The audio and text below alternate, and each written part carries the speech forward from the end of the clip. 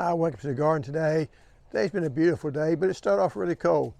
Last night got down to the lower 30s. Today got up to the 70s, and this is Texas weather. And tomorrow, supposed to low things like 48. I mean, for tonight. So we do this up and down thing, especially down here in southeast Texas. We get cold for 2 nights in a row. Last night before last, we got down to like 36, 35, 36. Had a very light frost. Today we had a heavier frost. We're gonna find out just how heavy. Been in Houston or Maytown all day. Wife had to get some tests done or whatever. So just got back, left this morning. So here we are. And this here is the lettuce and mustard.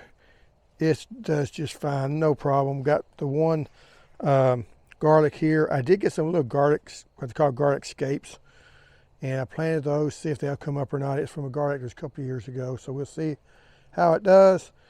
Here's the onions. Now the onions at this stage, and when you get about this tall, you just go in here and cut the tops back, prune them back. And what this will do is it'll force that bulb to get bigger. It also make these leaves themselves are bigger. If you've seen other videos of them, they weren't near as stocky. They're kind of flopping over, kind of like this in here. And this will make them do better. Now, once you plant them in the ground, you don't do this anymore. I know I heard some people saying, well, you keep pruning them in the ground. If you prune them while they're in the ground, all you can do is make smaller onions. But now, because the bigger the tops are, after you plant them in the ground, the bigger your bulb's going to be. It's directly proportionate to. So if you have nice big tops, then you have nice big onions. If you have those short tops, you can have short onions. So, or small onions, not short. Anyway, we'll go up over here. I did trim up this Yehuda. I think it's actually Yehuda. I've been saying Yehuda. Yeah, it's Yehuda. Loquat. This was more, the graft is right here, so I cut all the sprouts out below it. See how it does. This here is the carrots, and this might be just it's gotten dry. I need to water it, and I water it today. My snap peas have done just fine. They shouldn't have been bad enough to hurt them. Now, if you're wondering how my pineapples have done, okay? It's supposed to get down to close to 32 degrees. Mine got down to 31. There they are. And they filled up the whole garage. I did put the sweet leaf in there too. This is the cuttings. I wouldn't set them in there, just why not? And it might have killed these two. The others would have been okay. But there can be a problem. Because if we get really cold, this stuff here needs to go in the garage also. So we're going to do some rearranging in the garage and maybe have to put some stuff in the travel trailer if we get real cold. But these, everything handled fine. I'm looking at the new growth here. Didn't get bit back on that any. All this is looking fine. Yeah, it's starting to get, you see it kind of wilting, and that's not from the freeze, that's just gotten dry. This blows over a lot because it needs a bigger pot. The basil looks fine. The peppers, I don't think we've got a frost, very hard frost up here. Maybe at all. I mean, we don't see much real frost damage. This is kind of wilted, but again, it could be just because it's getting dry. The only thing about these, well, we are seeing some of this over here, so I think it did. And this, again, could be, when we get these fronts that blow in, the dry fronts, the humidity goes real low. That could be either frost damage or it just needs a good watering. We'll find out about it more after I water them, so if it perks up, it's okay. And it might be just dry because if you look at the root cutting I had over here, it looks fine. So, you know, got more moisture here because it's not as big a plant, so it's probably just dry. Saying that, we'll look down up over here, kind of give us a quick tour also. And the leaves on the peaches look okay. The main thing I was going to be looking at here is the broccoli and the brassicas. They're looking good. This is the newer plantings I had, and this is the old plantings. I did move these from over there to over here to give them more sunlight because we don't have the trees blocking it. And that might be one reason I get kind of gangly or whatever. I do know I need to water because if you see all the water from the swimming pool has dried up, so that means you need to water. And minimal damage to the tomato plant. Did get some, didn't kill it, just knocked the tops off. So anyway, now we're gonna go look at the main garden because this garden here, area here tends to be warmer because we're a little bit higher and your cold weather kind of settles in the low areas. So let's see how the in-ground garden looks. Now we're in the raised bed part of the garden. You are seeing definite frost damage to this. Didn't kill the plant. We did get the tops cold. These over here look good from a distance, but once you get up close, these cowpeas took a pretty big hit. So probably a good thing we harvested almost everything from them. Now we'll go, well, just follow me up over here.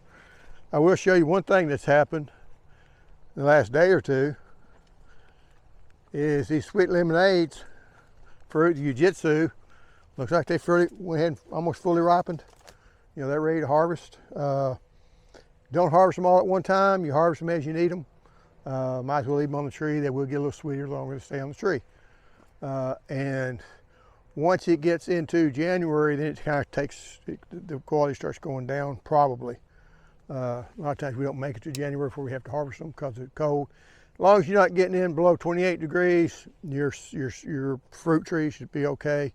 The fruit doesn't freeze, especially the way it was this time because, you know, it got up to 58 degrees yesterday, and then, yeah, we dropped down to 31 or 2.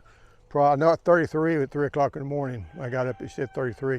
Whether that's 33 here or somewhere else close by, you don't really know.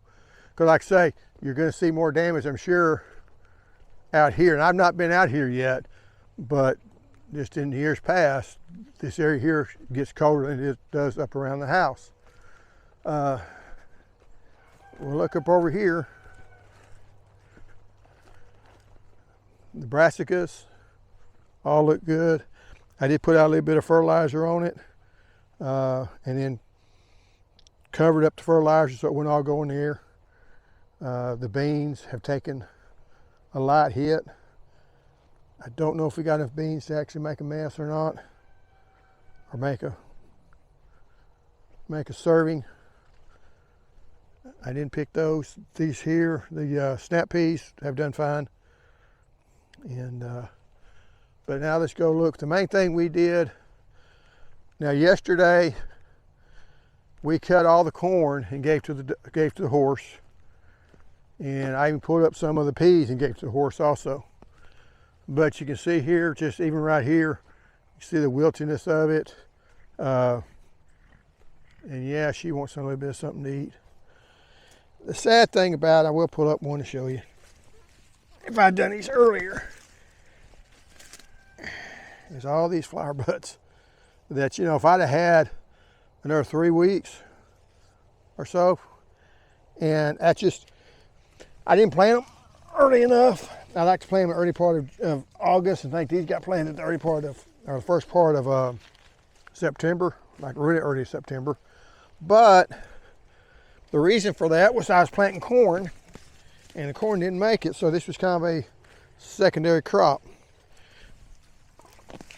But you know, look at all the fire buds that you had coming up that would have made. But we did make a lot of, here you go.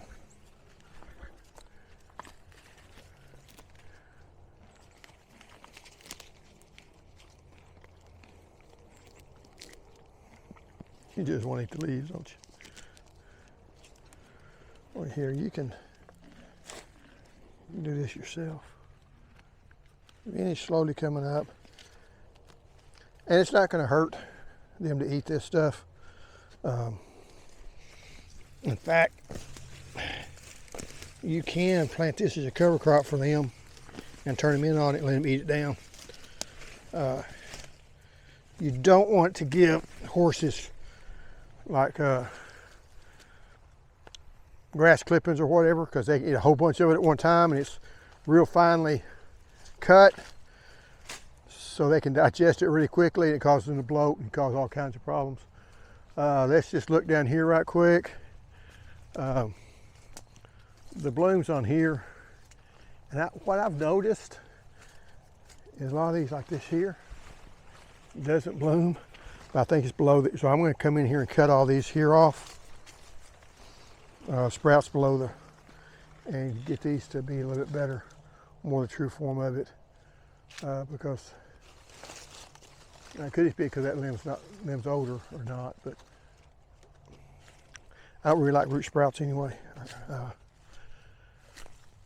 And see the peas here, see how they're doing. And like I say, this probably got hit harder, because if you look, this area here is just a little bit higher than that area up over there. And what happened is that cold air, if it's a still night, that cold air would just kind of filter down and hit down in there at the lowest areas, and then kind of move back up. It's kind of weird, because if you ever notice freezing temperature, whenever stuff ices up, it starts high up and moves down, because the lower areas tend to be warmer. But on a really still night without any clouds, there's not enough air to circulate, and for some reason the lower areas then become colder than the higher areas when it comes to frost and things. So it's just one of those weird things that happen. So even though they say it's 36 degrees at 4 foot, down lower at 2 foot or a foot, it might be colder than that. And you can get a frost at 38 degrees that can kill everything if all the conditions are right. If it's a cloudy night or a windy night, you're not going to have frost, as far as that ice crystals forming on the leaves. You can get below freezing, but for us, frost is those ice crystals forming on the leaves. Now, what you got to watch out for is one night I was looking out, it was windy and it was cloudy when we went to bed, so I thought, okay, we're not going to have a frost that night. It happened a couple of years ago. So I went in, I didn't cover things up, and I went out the next morning and looked up, and it was a nice clear cloud today. There's not a cloud in the sky, still night, and I thought, oh, crud. Sure enough, we got a bad frost. When we went to bed, conditions were not conducive to a frost, but over the next few hours, it became conducive to a frost, and it killed everything. But anyway, not a total loss of anything. Now I guess you got to move all the stuff out of the garage and go back to water and everything, because everything's dried up again. But anyway, thanks for watching. We'll see you next time. Goodbye.